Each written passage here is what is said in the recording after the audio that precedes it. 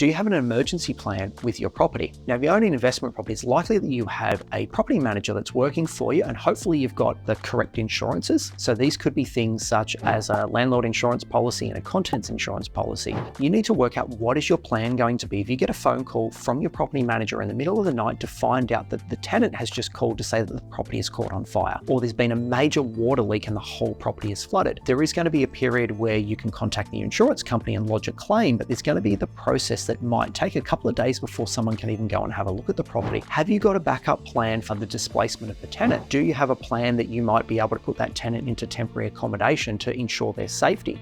Keep in mind that if you've displaced a tenant, your actions in the first couple of days will generally go ahead to shape what that relationship looks like. So this may be a mixture of an action plan as to holding a little bit of money aside just to be able to make those emergency claims, or to be able to help put the tenant into temporary accommodation. For instance, their stuff gets packed up. Having an emergency plan is really good, but also going ahead and trying to make sure that you don't have to have one of these emergency plans go into action is always key. So this can be generally around compliance and ongoing maintenance of a property. So make sure you're on top of those items. Take the advice from your property manager. That's what you employ them for. They're not trying to spend your money. They're trying to make sure they're looking after your asset and improving the value of your investment return long term.